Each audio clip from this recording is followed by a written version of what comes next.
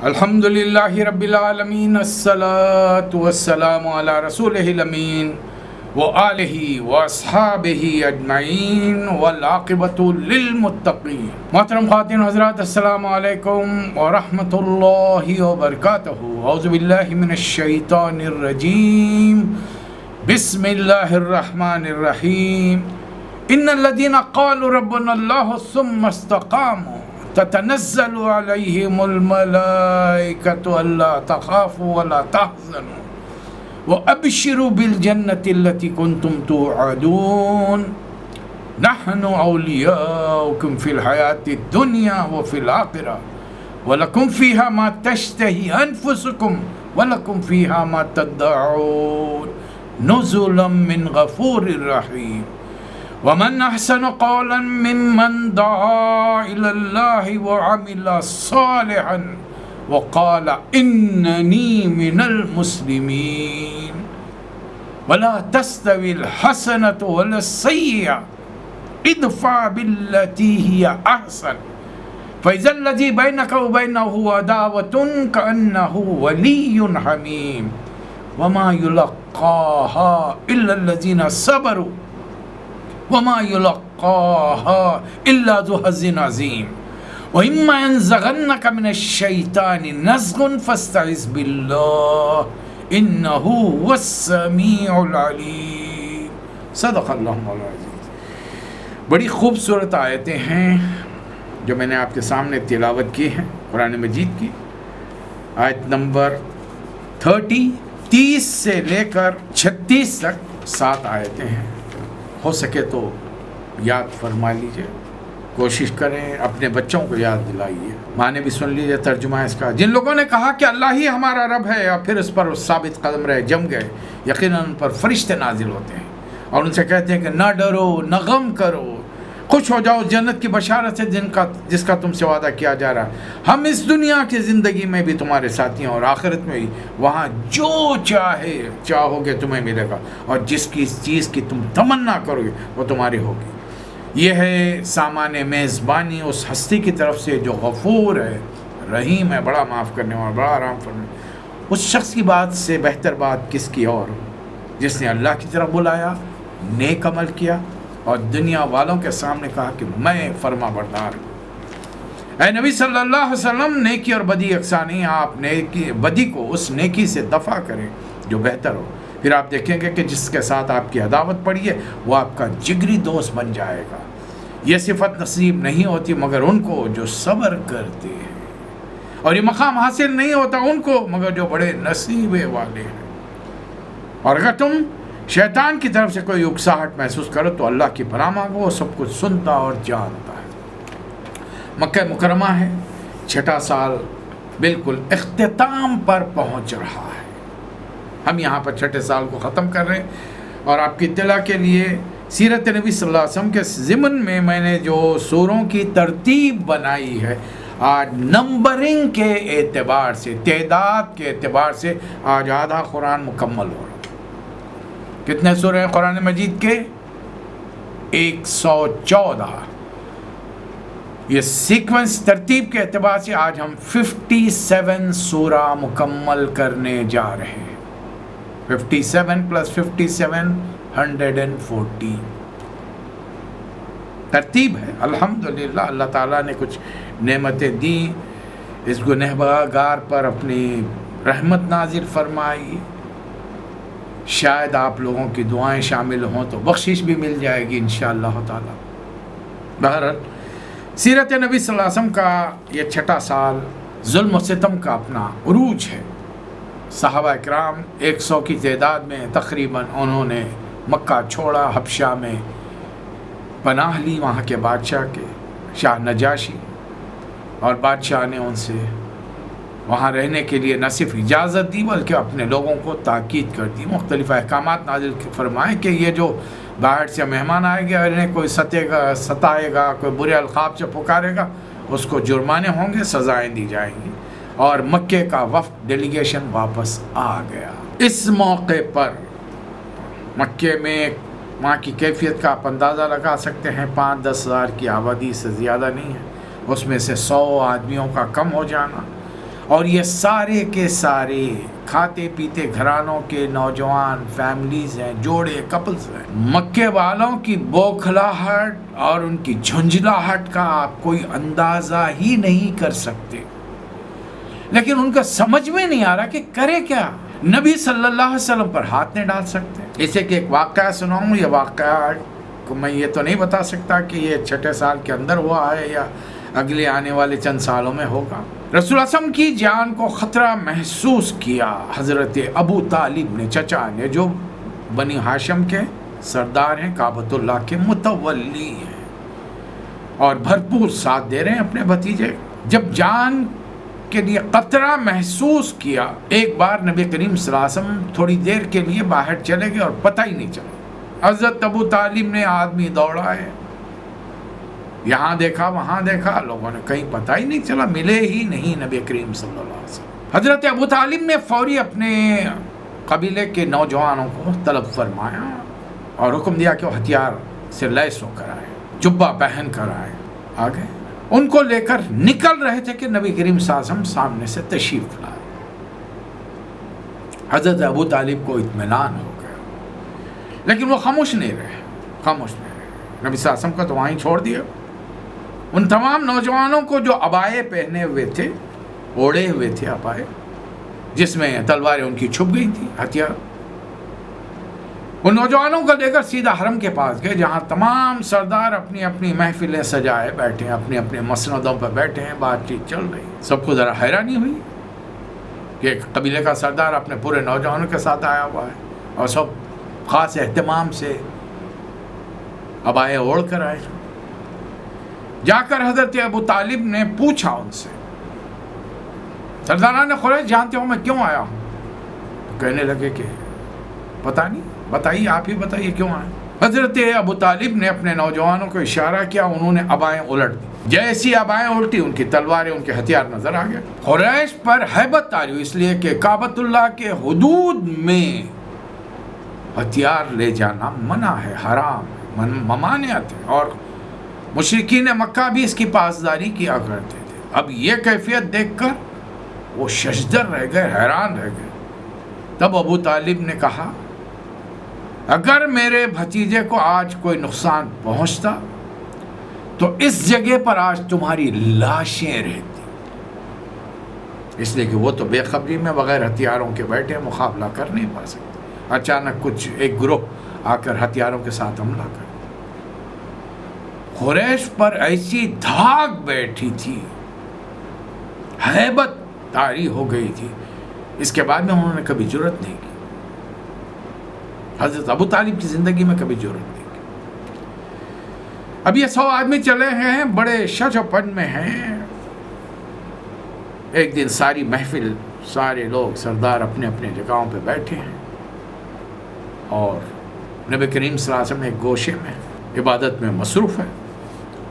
ایسے موقع پر قریش کا ایک سردار اٹھتا ہے اور سرداران قریش سے مخاطب ہو کر کہتا ہے، اے سرداران قریش، اگر تم مناسب سمجھو تو میں جا کر محمد سے بات کروں۔ یہ روایت ہے محمد بن اسحاق سیرت نگار رحمۃ اللہ علیہ، اور بیہقی نے محمد بن کعب القردی سے اسے نیا نقل کیا ہے۔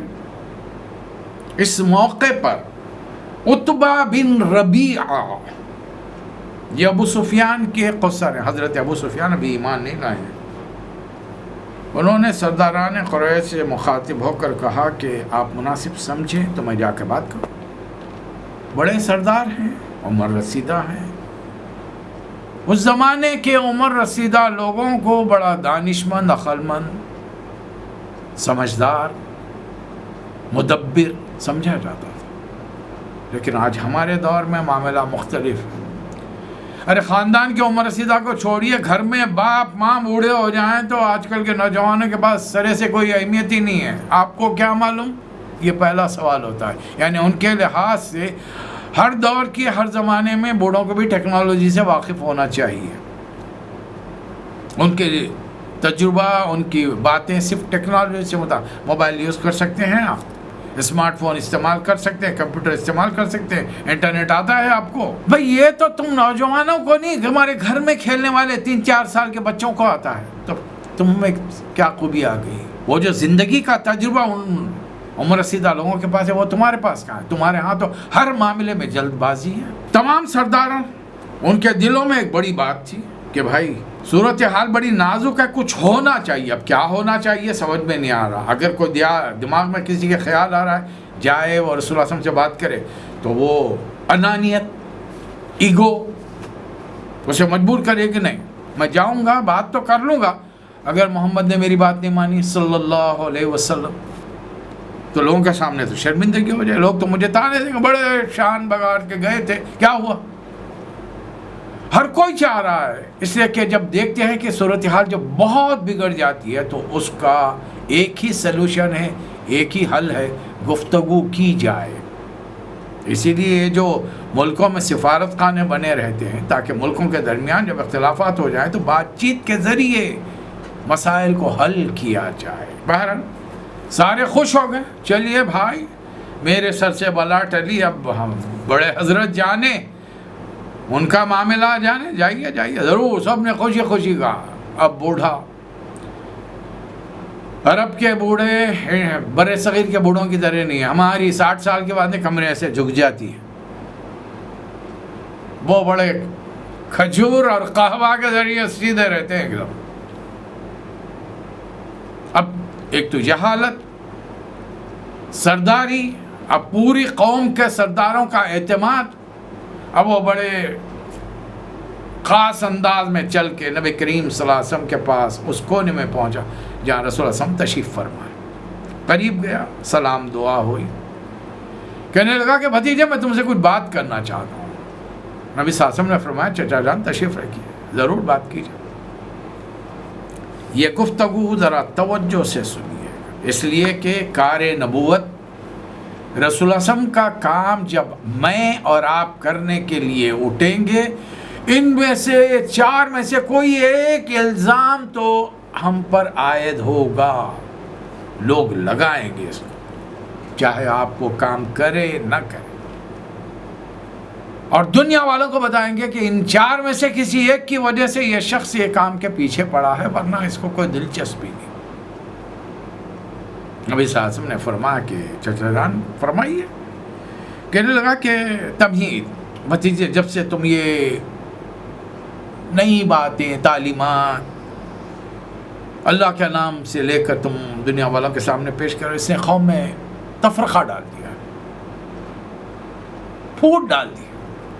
باپ بیٹے سے، بھائی بھائی سے، شوہر بیوی سے جدا ہو گیا.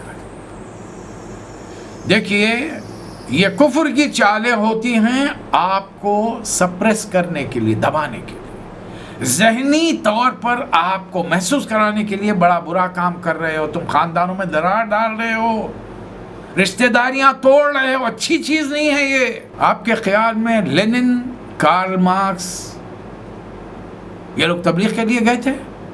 ایک کتاب لکھی، وہ بھی لندن میں بیٹھ کر. دنیا میں کمیونزم پھیل گیا. جس نے کتاب پڑھی وہ چیزیں اس کو پسند آئی، وہ جوائن کر لیا تنظیم، کمیونسٹ بن گیا. مسلمان کمیونسٹ بنے ہیں. میرے اپنے شہر میں کمیونسٹ تھے، اب چونکہ ایک بڑے شاعر تھے میرے ہاں، انتقال ہو گیا ہے، نام لینا مناسب نہیں، وہ بھی کمیونسٹ. مسلمان ذرا سوچ کے دیکھیے مسلمان کمیونسٹ کیسا ہوتا ہے. کمیونزم خدا کو نہیں مانتی، اور مسلمان تو خدا کو مانتا ہے. اور اس مسلمان کے خدا کو ماننے کی وجہ سے اپنے آپ کو دار اسلام میں بتانے کی وجہ سے، چاہے وہ نماز روزے کا کتنا ہی ان سے دور کیوں نہ ہو، عبادات نہ کرتا ہو، کہلائے گا تو مسلم معاشرے کا فرد، اور وہ پورے بینیفٹس ملیں گے. مسلم لڑکے سے شادی ہوگی، مسلم ماں باپ سے جائیداد پائیں گے، ملازمت ملے گی، تعلقات ہوں گے، رشتہ داریاں ہوں گی. ایسے لوگوں کو چاہیے جب کسی نئی چیز کو اختیار کرتے تو اعلان کرے، آج سے ہم اسلام چھوڑ رہے ہیں، کمیونزم کو ہم اختیار کر رہے ہیں. بول دیجئے، پھر خود بخود بیوی سے طلاق ہو جائے گی، تمہاری ماں باپ کی جائیداد میں سے تم کو اخ کر دیا جائے گا اسلامی قانون کے تحت. لیکن دھوکہ دیتے ہیں. اب جیسے ہی کمیونزم کو لوگوں نے مان لیا، ہوا کیا تفرقہ ہو گیا. اس کا کچھ اپنے قواعد و اصول و ضوابط ہیں، اس کے کچھ دوسرے نظاموں کی کچھ اور ہیں. بہرحال یہ اس سے کیا مقصد ہے آپ کا؟ محمد کیا مقصد ہے صلی اللہ علیہ وسلم؟ کیا چاہتے ہیں؟ پہلا الزام خالص، جس دن میں اور آپ خالص اسلام پیش کریں گے جیسا ہر دور میں نبیوں نے اور آخری دور میں حضور اکرم صلی اللہ علیہ وسلم نے پیش کیا، پہلا الزام ہم پر یہی لگے گا، کرسی چاہیے. بولو، ہم دونوں ہیں، کوئی نہیں ہے سننے والا، ہم میں ہی بات محفوظ رہے گی. ہم آپ کو اپنا بے تاج بادشاہ بنا لیتے، آپ سے مشورہ کیے بغیر کوئی کام نہیں ہو. ذرا غور کیا آپ نے؟ بعض ہمارے نادان مسلمان اگر ہوتے آج کے زمانے کے تو کہتے ارے کتنا اچھا موقع تھا، بادشاہ بن جاتے، اس کے بعد حکم دیتے. اس نے بادشاہ جو آفر کی کیا کنڈیشن کے ساتھ دی، آپ سے مشورہ کیے بغیر ہم کوئی کام نہیں کریں گے، یعنی کرنے والے ہم ہیں، آپ سے صرف مشورہ کیا جائے گا اور مشورے کے لیے جو میجورٹی کا فیصلہ ہوگا. ہر دور میں یہی ہوا. تو یعنی آپ کو کیسا بادشاہ بنائیں گے؟ جیسا بر صغیر کے 3 ملکوں کے پریسیڈنٹس ہیں، جیسا انگلینڈ کی ملکہ ہے، نام نہاد پوزیشن، پریکٹیکلی پاورز نتھنگ، کچھ نہیں ملے. پہلا الزام کرسی چاہیے، اقتدار. اور اقتدار جب ملے گا تو وہ کر و فر، وہ رہنے سہنے کے تھاٹ، وہ کھانے پینے کے آسائشیں، وہ کپڑے لتے، وہ پروٹوکول، ایک ملک سے دوسرے ملک کا سفر، وہ اسٹیٹ آنر، یہ تمام چیزیں اس لیے بننا چاہتا. پہلا الزام لگا کر چند سیکنڈ کے لیے خاموش ہو گیا. توقع تھی کہ جواب ملے گا. نبی صلی اللہ علیہ وسلم خاموش ہے. رسول اللہ صلی اللہ علیہ وسلم اپنی امت کو تربیت دے رہے ہیں. جب کوئی تم سے گفتگو کے لیے آئے، صبر و تحمل سے اس کی بات پوری ہونے دو. ہم میں عادت نہیں ہے، ابھی سامنے والے کا جملہ پورا نہیں ہوتا ہے کہ درمیان سے اٹھے کہ میں سمجھ گیا تم کیا کہنا چاہتے ہو، اب بس یہ ایسا مسئلہ ہے، ہم فوری اپنا فتویٰ جھاڑ دیں. سننے کی عادت نہیں، تحمل برداشت نہیں ہے. حضور اکرم صلی اللہ علیہ وسلم خاموش بیٹھے. بہت بڑا الزام ہے. یعنی یہ جو اسلام کی دعوت لائے ہیں، ایک اللہ کو مانو بول رہے ہیں، تو اس کا مطلب کہ آپ کا یہ ہے کہ آپ بادشاہ بننا چاہتے ہیں ہمارے؟ بنائیں گے ہم، لیکن بے اختیار، کوئی اختیار نہیں ہوگا، آپ سے صرف مشورہ کیا جائے گا. نبی صلی اللہ علیہ وسلم خاموش. دوسرا حملہ، چند لمحوں کے توقف سے دوسرا حملہ کیا. مال چاہیے، یعنی خالص اسلام کی دعوت دولت کے حصول کے لیے کی جاتی ہے، وہ ثابت کرنا چاہ رہا. بتا دو ہم دونوں ہیں، کوئی اطراف میں نہیں ہے، کسی کو پتہ بھی نہیں چلے گا. اتنی دولت دیں گے کہ 7 پشتیں بیٹھ کر کھائیں گی. آپ کی کام کرنے کی ضرورت ہے. اور دنیا میں آج کل کون کام کرنا چاہ رہا؟ خاص طور پر اب اس دور میں ساری دنیا کی ملکوں کی معیشتیں کریش ہو چکی ہیں، ان ایمپلائمنٹ اپنے پورے عروج پر ہے، بھوکے پیاسے لوگ ہیں، حالات خراب بد سے بدتر ہوتے جا رہے ہیں. اللہ ہی رحم فرمائے. اتنا دیں گے کہ 7 پشتیں بیٹھ کر کھائیں گے. کون کام کرنا چاہتا ہے بھائی؟ صبح اٹھو، ڈیوٹی پہ جاؤ، کارخانے کو جاؤ، دفتر کے جاؤ، ایون کسی بڑی پوزیشن پر آپ CEO ہیں، جانا تو ہے آپ کو صبح میں ڈیوٹی پر. کاروبار تو نمٹانے پڑیں گے آپ کو. گھر میں بیٹھ کر تو کھانا نہیں ملے گا آپ کو، تنخواہ نہیں آئے گی گھر پر. نبی کریم صلی اللہ علیہ وسلم خاموش ہے، دیکھ رہے ہیں اس کی، اور پوری توجہ اٹینٹیو. یہ نہیں کہ یہاں دیکھ رہے ہیں وہاں دیکھ رہے ہیں.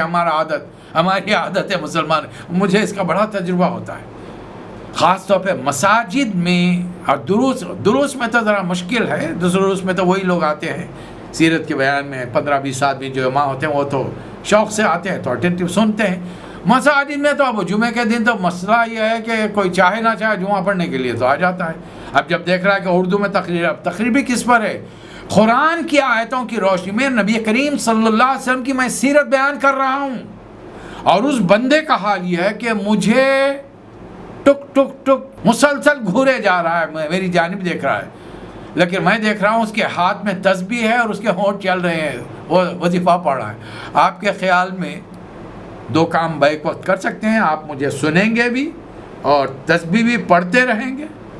تو ایک کام کیجئے نا، ابھی ذرا پڑھتے ہیں، بچے کو بولیے ذرا تسبیح لا کے آپ کے ہاتھ میں دی اور آپ پڑھنا شروع کیجئے، سبحان اللہ، الحمدللہ، اللہ اکبر کی 100 مرتبہ کی ایک تسبیح گھما دیں، اور پھر اس کے بعد میں رک کر سوچیں اتنے عرصے میں آپ نے جو 100 کی تسبیح ختم کی، میں نے کیا کہا؟ 2 کام ایک وقت نہیں ہو سکتے۔ نبی صلی اللہ علیہ وسلم تعلیم دے رہے اپنے امت کو، توجہ سے اٹینٹیولی سنو، اپنے مخالف کی بات کو سنو، تاکہ اسے احساس نہ ہو کہ اس کو لاپرواہی سے اور ایزی لیا جا رہا ہے۔ نبی صلی اللہ علیہ وسلم خاموش ہے، چند لمحے خاموش کا۔ تیسرا الزام، عورت، مکے کی کوئی عورت پسند آ گئی ہے، آپ اشارہ کیجیے، بتا دیے کون ہے۔ مکے کی حسین ترین عورت کو آپ کے نکاح میں دے دیں گے۔ حالانکہ یہ وہ دور ہے جہاں پر کسی مرد کے پاس کتنی عورتیں ہیں اس کو حساب ہی نہیں۔ مالدار جاتے ہیں منڈیوں سے عورتوں کو، جوان عورتوں کو خرید کے لاتے ہیں، نوجوان مختلف دور کے علاقوں میں حملے کرتے ہیں، آبادی کو لوٹتے ہیں، عورتوں کو اٹھا کے لاتے ہیں۔ نبی صلی اللہ علیہ وسلم اتنے حسین اعلیٰ ترین خاندان کے ہیں، کعبۃ اللہ کے متولی کے ہیں، رکن ہیں، فرد ہیں متولیوں کے، اور آپ کی شخصیت، پرسنالٹی بتائیے، آپ نے انتہائی جوانی کے پیک اوور میں 25 ایئرز، جبکہ آپ کا حسن، خوبصورتی، آپ کی جسامت، آپ کی شخصیت انتہائی، یعنی ہر دیکھنے والی کے دل میں آرزو اٹھتی ہوگی اس دور میں، ہر مکے کی عورت کے کاش یہ میرے نصیب میں ہو۔ انہوں نے 40 سالہ خاتون سے نکاح کیا، اپنے سے 15 سال بڑی، اور ان کے ساتھ اب 46، یعنی تقریباً آپ نے 21 سال ابھی تک گزار دیے ہیں ان کے، اور کیا چاہیے آپ کو؟ دوسری عورت کی طرف دیکھا نہیں، کبھی نکاح کا سوچا ہی نہیں، اور الزام کیا لگایا جا رہا ہے؟ عورت، اشارہ کر دیجیے۔ اگر نبی صلی اللہ علیہ وسلم 2-4 اور شادیاں کر لیتے، باوجود یہ کہ سارا پیسہ حضرت خدیجہ رضی اللہ تعالیٰ عنہ کا تھا، حضرت خدیجہ کو بھی کوئی اعتراض نہیں ہو سکتا تھا، اس زمانے کے روایات تھی، یہ کامن چیزیں تھی نا۔ خود حضرت خدیجہ 2 نکاحوں کے بعد 2 شوہروں کے انتخابات، تیسرے نمبر پر نبی صلی اللہ علیہ وسلم کے نکاح میں آئی تھی، انہیں کیا اعتراض ہو سکتا ہے؟ جوان شوہر ہے، لیکن نبی صلی اللہ علیہ وسلم نے کسی کو دیکھا ہی نہیں، اور مکے میں الزام لگا رہا کہ عورت چاہیے، یعنی جنسی شہوات اور خواہشات نفس پوری کرنا ہو، یہ دعوت کے پیچھے یہ راز ہو سکتا ہے۔ یہ تیسرا الزام۔ نبی کریم صلی اللہ علیہ وسلم خاموش تشریف فرمائے، خاموش بیٹھے، دیکھ رہے ہو توجہ سے، اسی کی طرف دیکھ رہے، ہمتن گوش ہیں، اس کو طرف دیکھ رہے۔ چند لمحے رک کر آخری الزام، کہیں آپ پر کوئی جن بھوت کا اثر تو نہیں ہو گیا، کچھ دماغی خلل، نعوذ باللہ من ذالک، دماغی خلل تو نہیں، پاگل پن کے کچھ آثار، مجھے بتا دیجئے، ہم دونوں ہیں، کوئی نہیں ہے یہاں پر، اپنے پیسے سے بہتر کاہن سے، جادوگر سے، وید سے، حکیم سے آپ کا علاج کرائیں، آپ کا علاج ہم کرائیں، اپنے پیسے سے کرائیں، آپ بولیے نا۔ یعنی خالص اسلام کی دعوت پیش کرنے والے پر یہ 4 الزام برابر لگیں گے۔ خالص اسلام کہہ رہا ہوں میں، اس لیے کہ آج میں اور آپ جس اسلام پر چل رہے ہیں، معاف کرنا، یہ خالص اسلام نہیں ہے۔ ہم میں سے، آپ میں سے ہو سکتا ہے الا ماشاءاللہ کچھ ایسے ہوں جو خالص پر چل رہے ہوں، لیکن کہیں نہ کہیں ملاوٹ ہے زندگی میں، کہیں نہ کہیں بدعتیں، بری رسمیں آ کر رج بس گئی ہیں، ہم میں عقائد اتنے درست نہیں ہمارے، کچھ نہیں تو ہماری انانیت ہے، کہیں نہ کہیں کوئی بگاڑ ہے۔ کوئی بستی دنیا میں دیکھنے پر ایسی نظر نہیں آ سکتی جو اسلامی معاشرت کا ایک نمونہ ہو، نمونہ۔ سنتے ہیں کہ آزادی سے بہت پہلے مولانا عبید اللہ سندھی رحمۃ اللہ علیہ کسی کے پاس گئے تھے، شاید مسولینی تھا یا ہٹلر تھا یا کوئی اور تھا، جا کر اپنے دور کا ہٹلر تھا، وہ لوگ اپنے دور کے ڈکٹیٹر تھے، ان کے سامنے اسلام کا نظریہ پیش کیا، پتہ نہیں کیسے موقع مل گیا اور وہ اس نے موقع دے دیا۔ بہرحال پوری بات توجہ سے سنی، اسلام کے نظریات سن کر، قوانین، اصول و ضوابط سن کر وہ دنگ رہ گیا۔ ایک سوال کیا، گفتگو جب ختم کر چکے حضرت عبید اللہ سندھی رحمۃ اللہ علیہ، ایک سوال کیا، چیزیں بڑی اچھی ہیں، میں اس پر عمل کرنے کے لیے بھی تیار ہوں، مجھے صرف ایک نمونہ بتا دو ساری دنیا میں۔ حالانکہ اس وقت مسلمانوں کے 56 ممالک غیروں کی قید میں تھے، ہمارے اپنے اعمال نے ہم کو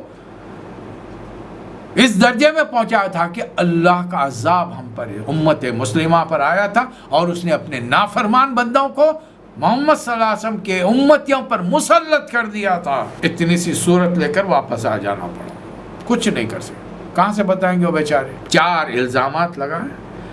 اب وہ بندہ دیکھ رہا ہے، بوڑھا دیکھ رہا ہے کہ بھائی یہ تو ٹس سے مس نہیں ہو رہے ہیں، بس پوری توجہ سے مجھے دیکھ رہے ہیں، مجھے سن رہے ہیں۔ تھک گیا، تھک کے بیٹھ گیا، خاموش ہو گیا۔ چند لمحوں کے بعد میں نبی صلی اللہ علیہ وسلم نے پوچھا، چچا جان بات ختم ہو گئی آپ کی، میں کچھ کہوں؟ تو کہنے لگا ہاں بھتیجے کہو۔ اب نبی کریم صلی اللہ علیہ وسلم نے سورہ حامیم سجدہ کی آیتیں شروع کی۔ انڈیا، پاکستان، بنگلہ دیش میں جو قرآن چھپتا ہے، یہ سورہ نمبر 41، اس کا نام ہے حامیم سجدہ۔ عربوں میں جب چھپتا ہے اس کا نام ہے سورہ فصلت، جو اس کی دوسری آیت کے دوسرے لفظ سے، تیسری آیت کے دوسرے لفظ سے نبی صلی اللہ علیہ وسلم نے تلاوت شروع کی۔ حامیم تنزیل من الرحمن الرحیم کتاب فصلت آیاتہ قرآنا عربیا لقوم یعلمون بشیرا ونذیرا فاعرض اکثرهم فهم لا یسمعون۔ تلاوت چل رہی ہے حامیم، حروف مقطعات۔ اس زمانے میں انہوں نے کوئی مشرکین نے بھی کوئی اعتراض نہیں کیا، اس زمانے میں کچھ استعمال ہوگا اس کا باہر۔ یہ خدا رحمان اور رحیم کی طرف سے نازل کردہ چیز ہے، اور تم سمجھ رہے ہو کہ یہ انسانی کلام ہے؟ کوئی شاعر آ کے سکھا کے جا رہا ہے، کوئی عیسائی آ کے سکھا کے جا رہا ہے؟ یہ من گھڑت خیالات ہیں، یہ رات کے خواب کے اثرات ہیں؟ کیا کیا سمجھ رہے ہو تم لوگ؟ یہ رحمان اور رحیم کا جو رب ذوالجلال ہے، یہ اس کا ہے۔ اور ایسی کتاب جس کی آیات کھول کھول کر بیان کی گئی عربی زبان، تمہاری مادری زبان میں ہے، ان کے لیے جو علم رکھنے والے ہیں۔ یہ بشارت دینے والا بھی ڈرا، علم رکھتے ہوں گے تو بات سمجھ میں آ جائے گی۔ ابو جہل اپنی جہالت کی وجہ، اپنی عصبیت کی وجہ سے، قبیلے واریت کی بنیاد پر وہ اسلام نہیں لایا، ورنہ وہ دل سے خیال تھا کہ محمد صلی اللہ علیہ وسلم جھوٹ نہیں کہہ سکتے، وہ معلوم تھا۔ بشیرا و نذیرا، وہ قرآن عربی زبان کا جس کی آیات کھول کھول کر بیان کی گئی ہیں، اور جو لوگ علم رکھتے ہیں ان میں سے ان کو سمجھ میں آ جائے گا، مان لیں گے بشارت ملے گی، نہ مانیں گے ڈراوا ملے گا۔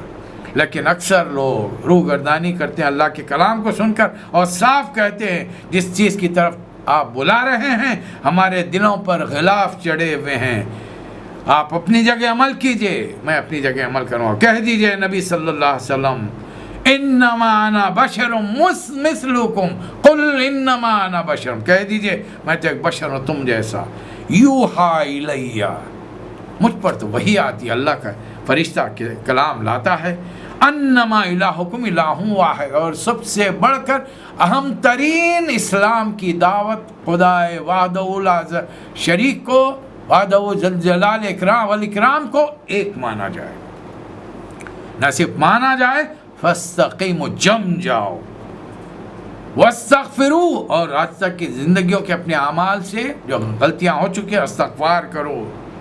لیکن تباہی ہے مشرکین کے لیے جو نہ زکوٰۃ دیتے ہیں نہ آخرت پر ایمان لاتے ہیں، اس کے برخلاف جو ایمان لائے نیک عمل کرے ان کے لیے بہترین اجر ہے۔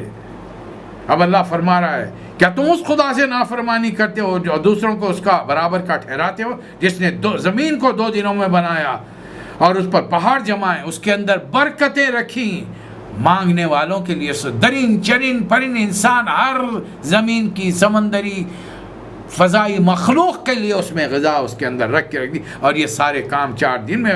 پھر وہ آسمان کی طرف متوجہ ہوا جو اس وقت محض دھواں تھا، اور آسمان زمین سے دونوں سے کہا وجود میں آ جاؤ، خواہ تم چاہو یا نہ چاہو، یہ تھا کن، کائنات میں اللہ کی آواز گونجی، بگ بینگ ہوا، خالتا آتینا آتائین، انہوں نے کہا کہ ہم آ گئے تیرے حکم کے فرما بردار بن گئے، اور یہ 7 آسمان 2 دنوں میں بنے، ہر آسمان میں اس کا قانون بنا دیا گیا، اور یہ جو آسمان آخری 7واں جو نظر آیا آسمان دنیا، اس کو ہم نے چاند، تاروں، ستاروں، سورج چاند سے ہم نے سجا دیا ہے. ذالک تقدیر العزیز العلیم، یہ ہے ایک زبردست علیم علم والے ہستی کا منصوبہ اللہ نے بنایا. اب آیت نمبر 13 پر رسول اللہ صلی اللہ علیہ وسلم پہنچے. بوڑھا اتنی آیتیں سنتے ہوئے اب ٹیک لگا کے زمین پہ بیٹھے ہیں دونوں کعبۃ اللہ کے پاس. اب دونوں ہاتھ پیچھے ٹیک کر ایسا ٹیک لگا کے بیٹھ گئے. رسول اللہ صلی اللہ علیہ وسلم نے آیت نمبر 13 تلاوت فَإِنْ أَعْرَضُوا، اگر یہ منہ موڑتے ہیں، فَقُلْ أَنذَرْتُكُمْ صَاعِقَةً مِثْلَ صَاعِقَةِ عَادٍ وَثَمُودَ، تو میں اچانک ٹوٹ پڑنے والے عذاب سے تمہیں ڈراتا ہوں جیسا قوم عاد اور قوم سمود پر نازل ہوا تھا. یا تو ٹیک لگائے بیٹھا تھا، جھٹکے سے اٹھا، نبی کریم صلی اللہ علیہ وسلم کے منہ پر ہاتھ رکھ دیا، محمد رحم کرو اپنی قوم پر صلی اللہ علیہ وسلم. نبی صلی اللہ علیہ وسلم تلاوت کیے جا رہے ہیں، اللہ تعبدوا الا اللہ، اللہ کے علاوہ کسی کی بندگی مت کرو. لیکن آج زمین میں بغیر کسی حق کے بڑے بن بیٹھے تھے اور کہنے لگے ہم سے بڑا طاقتور کون ہے. یہ نہ سوجا کہ جس خدا نے انہیں پیدا کیا ہے وہ سب سے زیادہ طاقتور. اللہ نے چند منحوس دنوں کی ہوائیں ان پر بھیج دی، طوفانی ہوائیں، اور دنیا میں رسوائی کا عذاب آخرت میں تو ہوگا. رہے سمود، انہوں نے بھی اندھا بن کر رہنا پسند کیا، لہذا ذلت کا عذاب ٹوٹ پڑا. اے دنیا والوں، دنیا میں جو تم جرم کرتے ہو وہ دنیا والوں کی نظروں سے تو چھپتے رہتے ہو. کبھی خیال ہے قیامت کے دن تمہارے کان، تمہاری آنکھیں، تمہارے ہاتھ اور پیر، جسم کی کھالیں تم پر گواہی دیں گی. انسان کا جسم خود اس کے اطراف میں اس کے خلاف اس کے لیے گواہی دے گا. یہ منکرین حق کہتے ہیں اس قرآن کو نہ سنو، ہرگز مت سنو. والغوا فیہ، جب یہ سنایا جائے، پڑھ کر تلاوت کیا جائے تو اس میں قلل ڈالو. لعلکم تغلبون، شاید کہ تم غالب آ جاؤ. تم ایسے لوگوں کو، ایسے کافروں کو سخت عذاب کا مزہ چکھائیں گے. پھر وہ آیتیں آ رہی ہیں جو میں نے شروع میں تلاوت کی، جن لوگوں نے کہا کہ اللہ ہی ہمارا رب ہے اور اس پر جم گئے. فرشتے نازل ہوتے ہیں، اطمینان قلب. دیکھیے آج کسی ملک کے سربراہ کو دیکھ لیجئے، پروٹوکول میں نکلے گا، باڈی گارڈز ان کے بغیر باہر نہیں نکل پائے. روم کا سفیر آیا، شہنشاہ نے پیغام دے کر بھیجا حضرت عمر کی خلافت کے دور میں. اس نے پوچھا کہ خلیفہ کہاں ہے، وہ سمجھا کہ خلیفہ کسی بڑے محل میں رہتے ہیں. کہا کہ مسجد میں نبی ہے. اب اس زمانے کی مسجد نبی ذرا کشادہ تو ہو گئی تھی حضرت عمر کے زمانے میں، چھپر وپر بھی تھوڑا ٹھیک ٹھاک ہے، راتوں میں تھوڑا لائٹ وغیرہ بھی، موم بتیاں مشعلیں وغیرہ جلتی تھی، خوشبو کا انتظام تھا، لیکن وہی مٹی کی تھی. آج کل کے جو لیٹسٹ ٹائلز وغیرہ ہیں وہ کچھ نہیں تھے. وہاں مسجد چلا گیا، وہاں جا کر پوچھا تو لوگوں نے کہا کہ ابھی نماز ختم کریے، بازار کی طرف گئے. اچھا بازار، اس زمانے کے آپ کا کیا خیال ہے؟ شہنشاہ روم بازار کو جاتا تھا، گھومتا پھرتا تھا وہاں پر. وہ تو اپنے جان کے ڈر سے محل کے باہر بھی قدم تنہا نہیں نکالتا تھا. جہاں جائیں گے ہٹو بچوں کی صدائیں ہوں گی. بازار میں گیا تو کسی نے کہا کہ ابھی اس راستے کی طرف جاتے ہوئے دیکھا ہے ان کو. وہ بیچارہ اس راستے پر ہو لیا، سنسان راستہ ہے. تھوڑی دور آگے گیا تو دیکھا ایک درخت ہے جس کے سائے میں ایک صاحب اینٹ کا تکیہ بنائے بڑے آرام سے سو رہے. جسم پر جو جھبا ہے اس پر چند پیون لگے ہیں، لیکن مست نیند ہے. بے اختیار منہ سے نکلا تم انصاف کرتے ہو، اس لیے دنیا کا کوئی خوف تمہیں چھو نہیں سکتا. ظاہر ہے ابھی اس کے ہو. اب یہ تو دنیا دار آدمی تھا، ایک سلطنت کا سفیر تھا، قاصد تھا، پیغام لے کر آیا تھا. اسے کیا معلوم اسلام کیا ہے؟ اسے کیا معلوم کہ جس دل میں اللہ کا ڈر ہوتا ہے وہ دنیا میں کسی چیز کی پرواہ نہیں کرتا. موت جب لکھی ہے اپنے وقت پر آئے گی، ایٹم بم بھی مار دو اثر کچھ نہیں ہوگا. اور موت جب نہیں لکھی ہے تو کچھ نہیں ہوگا، دنیا مل کر کچھ نہیں کر سکتی. فرشتے نازل ہو کر کہتے ہیں دیکھیے بعض غریبوں کو دال چٹنی کھا کر مست نیند سو جاتے ہیں، اور وہ کروڑ پتی ان کو راتوں میں نیند نہیں آتی، پلس لینی پڑتی ہے، دوائیں گولیاں کھانی پڑتی ہے، دماغ پریشان ہے. چند گھنٹے کے لیے ان کو چاروں طرف سے ہر چیز، ٹیلی فونز وغیرہ بند کر کے بڑی مشکل سے اپنے آپ کو سلا پاتے ہیں. پتہ نہیں کس وقت کہاں سے کوئی بات آ جائے، کون سی برانچ بند ہو جائے, لوٹ مار کے کوئی بھاگ جائے, کہاں پر نقصان ہو جائے, کاروبار کے اندر فائدے نقصانات ہیں, کاروبار پھیلا لیا ہے. اب جن کے پاس اختیارات وغیرہ ہیں ان کا تو معاملہ مختلف. اور یہ روٹی کھانے والا, دال چٹنی کھانے والا فٹ پاتھوں پر مست نیند سو جاتے ہیں, سکون کی نیند سو جاتے ہیں. جنت کا وعدہ ہے. اب دیکھیے حضرت سمیہ, حضرت یاسر شہید ہو چکے ہیں. نہ ان کو سفیر بنایا, نہ مشیر بنایا, نہ اللہ کے رسول نے کچھ نعمتوں سے نوازا, دولت دی. بس وہی غربت کے اندر مشرکین نے مکہ نے جان لے لی.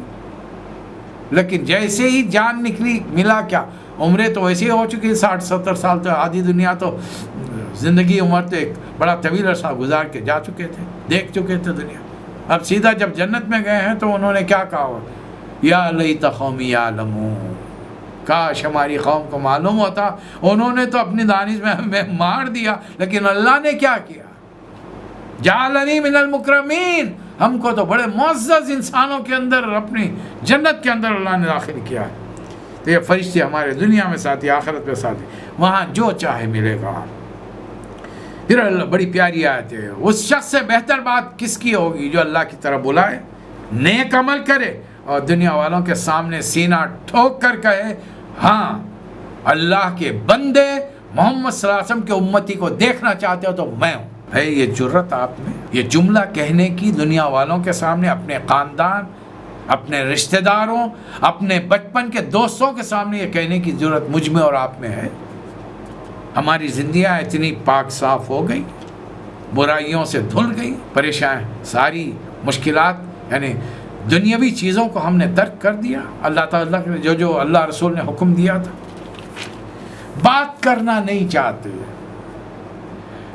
بہترین ہمارے سیلز مین ہیں, سیلز مینیجرز ہیں, اپنے پروڈکٹ کو بیچنے کے لیے کسی بھی لمٹ تک جا سکتے. ایسے انتہائی بہترین بولنے والے شخصوں کو جب کہا جاتا ہے لوگوں سے اللہ کے دین کی بات بھی تو پہنچاؤ, میں تو نہیں صاحب یہ نہیں ہوگا. کیوں نہیں ہوگا بھائی, کوشش تو کرو.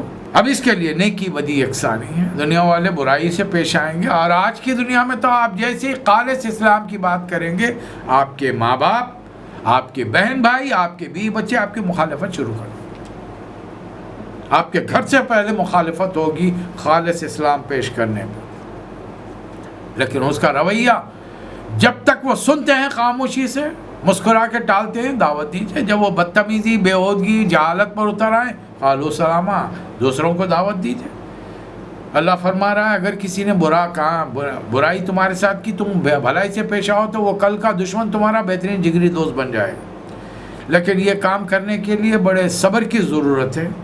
الا الذین صبروا, اور یہ بڑے نصیب کا کام ہے. ہر آدمی یہ کام نہیں کرتا, بڑے نصیبوں والا یہ کام کرتا. اس لیے کہ ہوتا کیا, ینزغنک من الشیطان, شیطان وسوسہ ڈالا, کیوں خاموش بیٹھے بھائی, انہیں کنکری مارا تم پتھر لے کے سر پھوڑ دو اس کو. انہیں اف بولا تم اس کی جگہ پہ 10 سنا, ایک بولا تم 10 سنا کے آ جاؤ. ٹٹ فار ٹیٹ, خاموش. اب دیکھیے جملے ہم سنتے رہتے, عورتیں ہماری, ہمارے مرد, ہمارے دوست, ہمارے رشتہ فلاں سے پر ملاقات ہوئی, بہت اچھل رہے تھے, ایک جملہ بولا, اتنا سنایا, بولتی بند کر کے آ گیا. دنیا داری میں تو چل جائے گا آپ کا, دینداری میں کہاں, دینداری میں تو صبر کرنا پڑے گا. اب آ رہی آیت نمبر 38. یہاں پر پہنچ کر نبی کریم صلی اللہ علیہ وسلم نے سجدہ کیا, سر اٹھایا, فرمایا ابو الولید یہ تھا میرا جواب. کوئی اپنی طرف سے بات نہیں کی, قرآن مجید سنایا اسے, اس مشرک کو. اٹھ گیا. اطراف کے تمام قبیلوں کے سردار جو وہاں بیٹھے ہوئے, سب کی نظریں لگی ہوئی ہیں 2 افراد کی طرف.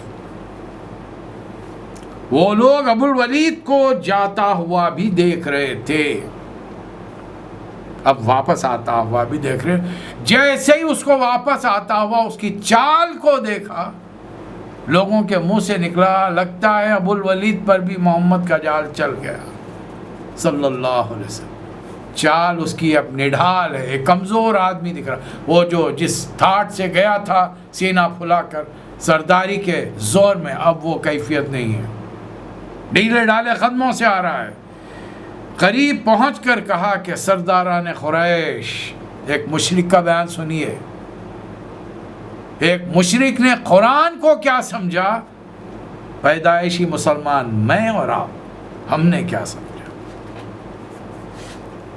وہ مشرک سردار کہہ رہا ہے، سرداران قریش، میں نے وہ کلام سنا ہے جو دنیا پر حکومت کرنے کے لیے آیا ہے، میں چاہتا ہوں کہ تم محمد کو ان کے حال پر چھوڑ دو، اگر یہ عرب پر غالب آ گئے تو ان کی حکومت تمہاری حکومت ہوگی، یعنی تم نیوٹرل بن جاؤ، اور اگر عرب ان پر غالب آ گئے تو وہ قتل کر دیں گے تو تم اپنے بھائی کے قتل سے تمہارے ہاتھ پاک رہیں گے، دوسرے قتل کریں گے عربوں میں سے، باہر والے، مکے کے باہر والے، اس لیے کہ مکے میں قریش رہتے تھے، قریش کے ہر قبیلے کا تعلق چند نسلوں میں جا کر پشتوں میں نبی کریم صلی اللہ علیہ وسلم سے رشتہ داری کا ملتا تھا، ہر کسی کو۔ بوڑھے کی زبان سے جب یہ کلمات سنے تو سب کے زبانوں پہ یہ تھا کہ تم پر بھی محمد کا جادو چل گیا صلی اللہ علیہ وسلم۔ اس نے کہا کہ جو بات مجھے حق نظر آئی میں نے تمہیں بتا دی، آگے تمہاری بات۔ اب یہ اللہ تعالیٰ سورہ کنٹینیو کر رہا ہے، اس میں اللہ کی نشانی یہ ہے کہ زمین سوکھی پڑی ہے،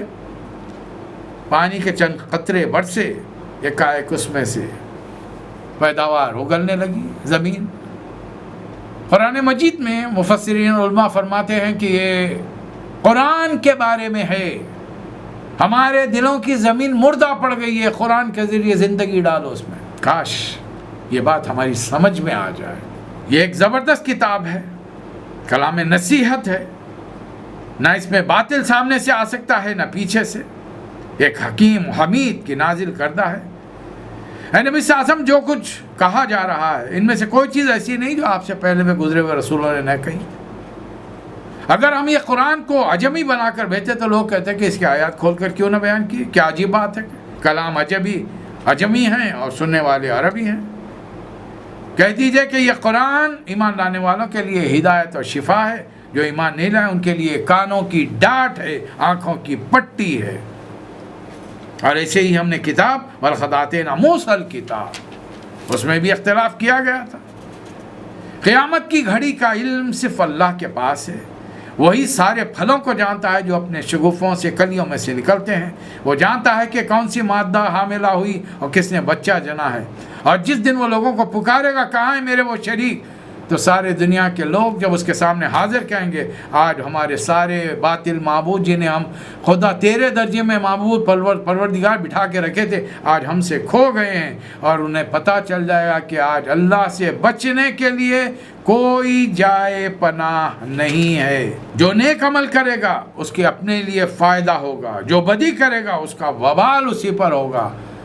نہ والد صاحب کھڑے رہ کر ہماری طرف سے کچھ سفارش کر سکیں گے، نہ بیٹا باپ کے حق میں فائدہ مند ہوگا۔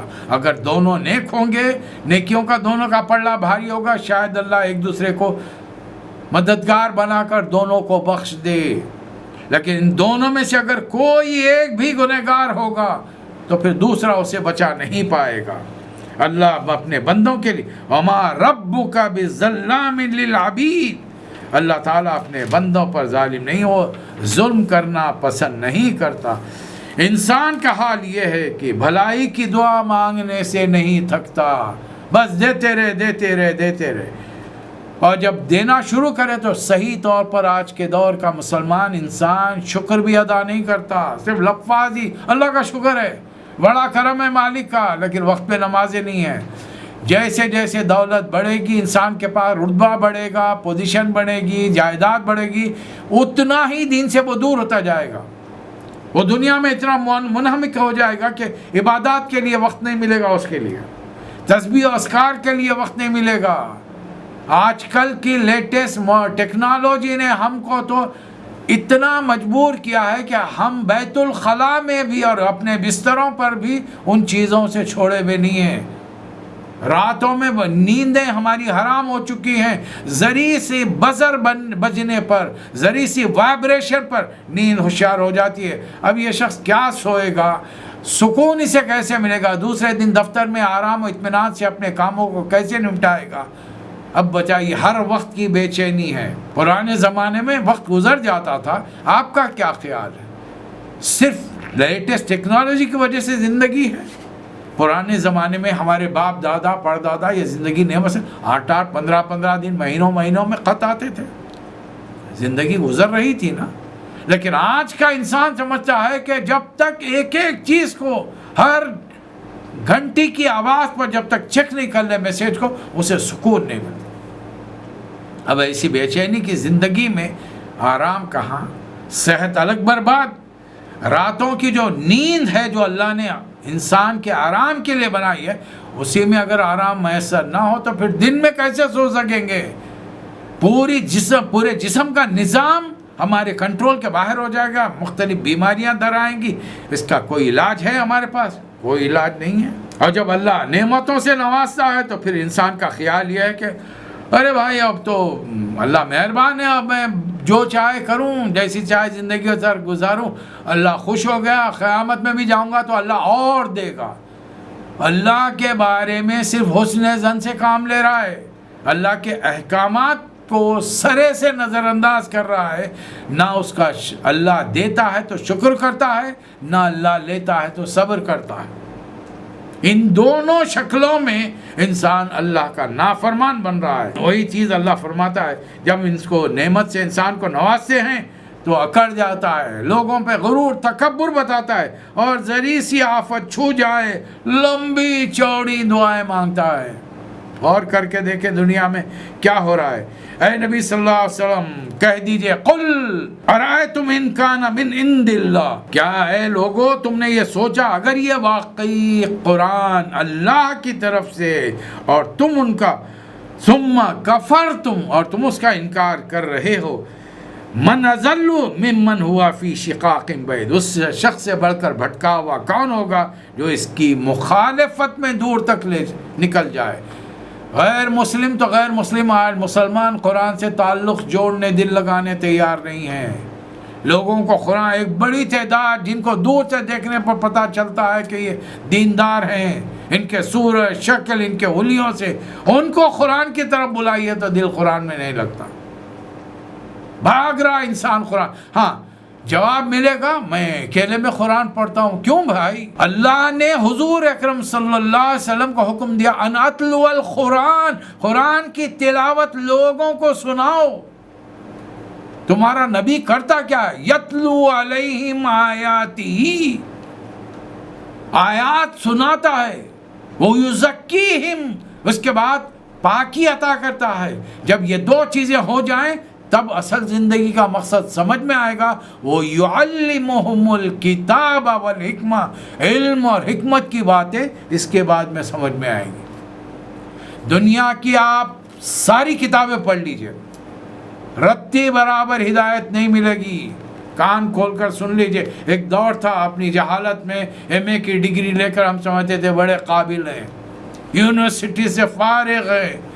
پہلی مرتبہ قرآن کو ترجمے تفسیر سے پڑھا تو پتہ چلا کہ یہ ڈگری تو جاہلیت کی ڈگری ہے، جس کے اندر ایک معمولی سی ناچنے والی کی کتاب کو سلیبس میں شامل کر کے ایک مسلمان نوجوان کو یہ تعلیم اس کو بتایا گیا ہے کہ ایک ناچنے والی کیسی تھی. پرانے تمہارے آبا و اجداد اس ناچنے والی کے پاس جا کر اس کے گانے سے ناچ سے لطف اندوز ہوتے تھے. اب آپ کے خیال میں مسلمان نسل اردو سے ایم اے کرنے والے اسلام کے قریب آئیں گے؟ یہ کتابیں، اس قسم کی شاعری، عشق و عاشقی کی شاعری، یہ پڑھ کر اسلام کے دائرے میں آئیں گے؟ 2 سال پی جی کورس، ماسٹر آف آرٹس کا کوئی 2 سال، ایک لفظ نہ قرآن نہ حدیث نہ اللہ نہ نبی نہ آخرت، کسی کی بات نہیں سنی ہم نے، سنی نہیں. دوران لیکچر کسی بڑے سے بڑے دیندار لیکچرز بھی ہمارے پاس تھے جو کسی درگاہ کے خلیفہ بھی تھے، لیکن کچھ نہیں سیکھا ہم نے ان سے. انہوں نے کبھی نہیں بتایا. محبوب، شاعر، عاشق، عشق، محبت کی باتیں، اشعار کو، شاعروں کے جذبات کو سمجھاتے رہے. انسانی زندگی کے مسائل پر انہوں نے گفتگو ہی نہیں کی. اب بتائیے اس قرآن سے آج امت مسلمہ کے 99% دوری ہے. جو پڑھتے ہیں ان میں کی بڑی تعداد ترجمہ نہیں پڑھتی. کچھ جو پڑھ کر ترجمہ پڑھتے ہیں عمل نہیں کرتے، کچھ ان میں کی تعداد عمل کرتی ہے دوسروں تک نہیں پہنچاتی، کچھ جو عمل کرتی ہے دوسروں تک پہنچاتی ہے۔ ہمارے بھائی مسلمان ایک بڑی تعداد اس کی مخالفت میں ڈٹ جاتے ہیں، مخالفت میں ڈٹ جاتے ہیں۔ ورنہ گزشتہ صدی اٹھائیے، 19ویں صدی اللہ نے ایک بندے کو اٹھایا۔ اگر ہمارے مسلمان بھائی جنہوں نے جگہ جگہ پر من گھڑت قسم کے عقیدوں کی بنیادوں پر اپنے اپنے گروپ بنا لیے تھے، اور ایک بڑی تعداد کا حال یہ تھا کہ فحاشی، عیاشی اور عریانیوں میں تھی، اور ایک بڑی تعداد خبر پرستی اور درگاہوں کے اوپر جم کر بیٹھی تھی، سب سے پہلی مخالفت خالص اسلام کی کرنے والے یہ مسلمان تھے۔ آپ تاریخ کھنگال کر دیکھیے، کسی غیر مسلم نے، ہندوستان تو بے شمار عقائد اور مذہبوں کا ماننے والا ہے، وہاں آبادی انسانوں کی پائی جاتی ہے، لیکن کسی نے مخالفت نہیں کی سوائے مسلمانوں کے۔ صرف مسلمانوں نے مخالفت کی ہے۔ کس چیز کی؟ قرآن کی۔ اس بندے کا مطالبہ کیا تھا؟ صرف احکام قرآن کے ہوں گے، طریقہ حضرت محمد مصطفیٰ صلی اللہ علیہ وسلم کا ہو۔ کسی کی اطاعت بے چوں چراں بغیر سوال کے کی جائے گی تو وہ صرف حضور اکرم صلی اللہ علیہ وسلم کی ذات مبارکہ ہے۔ بقایا ہر کسی کے بارے میں سوال ہو سکتا ہے، چاہے وہ صدیق اکبر کیوں نہ ہو، عمر فاروق، عثمان غنی، حضرت علی رضی اللہ تعالی عنہم کیوں نہ ہوں، اس لیے کہ اہل سنت الجماعت کے نزدیک یہ معصوم عن الخطا نہیں ہے۔ انبیاء، نبی، خاتم النبیین معصوم عن الخطا ہے۔ غلط بات ہے۔ اس بندے نے ایک ہی دعوت دی تھی، خالص مسلمان بن کے آ جاؤ میرے ساتھ، نہیں چھوڑ پکڑ والی چیز نہیں۔ نمازوں کی رپورٹ، صرف نمازوں کی رپورٹ نہیں دینی پڑے گی تمہیں، تمہارے معاملات تمہارے گھر میں کیسے چل رہے ہیں، تمہارے محلے میں تمہارا کیریکٹر کیا ہے، لوگ کیا نام سے، کیا رویے سے تمہیں جانتے ہیں، تمہارے کام کی جگہ پر تمہارا طریقہ کار کیا ہے، تمہارا لین دین، تمہارے معاملات کیسے ہیں۔ اتنا سب ہوگا تو تم ہمارے ساتھی بن سکتے ہو، ورنہ نہیں بن سکتے۔ کیا کیا لوگوں نے اعتراض کیے، کیا کیا کیے، لیکن بہرحال اللہ نے لاکھوں مجھ جیسے گنہگاروں کو توفیق دی زندگی کو بدلنے کے لیے، پلٹنے کے لیے، اپنے گناہوں پر شرمندگی اختیار کرنے کے لیے، اللہ کے تعلق دین سے ناطہ جوڑنے کے لیے، اور آج وہی چیز ہے جو آپ کے سامنے بیٹھ کر میں یہ بات کر رہا ہوں۔ آخری آیت میں اللہ تعالیٰ فرما رہا ہے، آخری آیتوں میں سَنُرِيهِمْ آيَاتِنَا فِي الْآفَاقِ وَفِي أَنفُسِهِمْ، ان قریب ہم ان کو اپنی نشانیاں دکھائیں گے کائنات میں اور ان کے اپنے نفسوں میں۔ آج ایک بچہ کیسے ایک معمولی سے جرثومے سے انسانی شکل میں آ کر 9 مہینے ماں کے پیٹ میں رہنے کے بعد میں دنیا میں آتا ہے، آج کی سائنس وہ پوری چیز کو آپ کے سامنے ایک ویڈیو کی شکل میں پیش کرتی ہے۔ اس سے بڑھ کر اور کیا ہوگا؟ رسول اللہ کی رسالت سے پہلے کسی نبی کے بارے میں بتائیے، اتنی تعلیمات ملی تھی، اور کائنات کی جو تسخیر ہو رہی ہے، کائنات کے بڑے بڑے سائنٹسٹ حیران ہیں، یہ کیا ہو رہا ہے کہ کائنات ختم ہونے کا نام نہیں لیتی۔ کیسے نام لے گی ختم؟ ارے دنیا تو قرآن علامہ اقبال نے کیا کہا، یہ کائنات ابھی نہ تمام ہے شاید، کہ آ رہی ہے دمادم صدائے کن فیکون۔ یہ کائنات وسعت لے رہی ہے، پھیلتی جا رہی، وَإِنَّا لَمُوسِعُونَ، ہم کائنات کو ایکسپینڈ کر رہے ہیں۔ یہ نشانیاں، آج انسان نے ترقی کی، کہاں سے کہاں پہنچ گیا، اور انسان غیر مسلم اسلام کا بدترین دشمن، اسے معلوم ہے کہ قیامت قریب ہے، اور قیامت کا سے پہلے انسانوں کے لیے آدم علیہ السلام سے لے کر قیامت تک کا سب سے بڑا بھیانک خطرناک جو مرحلہ ہے وہ پیش آنے والا ہے۔ یورپ جانتا ہے، 56 مسلمان ممالک سوئے پڑے ہیں، عوام سوئے پڑے ہیں، انہیں نہیں معلوم دجال آنے والا ہے، انہیں نہیں معلوم دجال آنے والا ہے، اور یورپ جانتا ہے، امریکہ جانتا ہے۔ امریکہ کی سڑکوں پر آپ بینرز گاڑیوں کے پیچھے دیکھیں، Jesus is arriving. What do you mean by Jesus? ہمارے عقیدے کے مطابق عیسیٰ علیہ السلام کب آئیں گے؟ جب مسیح اصلی مسیح آئیں گے اس وقت، جبکہ مسیح دجال آئے گا. اور مسیح دجال کب آئے گا؟ اس وقت آئے گا جب حضرت امام مہدی کا ظہور ہوگا. آپ کو معلوم ہے حضرت امام مہدی کون ہے؟ امت مسلمہ بے خبر ہے.